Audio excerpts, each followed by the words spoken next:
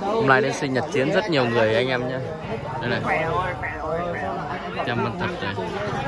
Cái xe đã làm cho một quả đi đầu đĩa cuối đĩa đúng không? Làm quả ui. Thôi không chạm vào. Cháu biết gì luôn. Đồng nhé.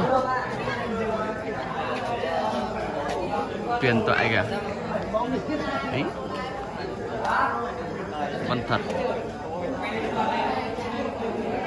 Chiến đang ngồi với anh em nhé.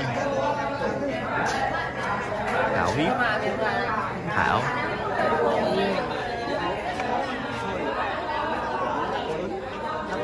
Bùi Ngọc Son.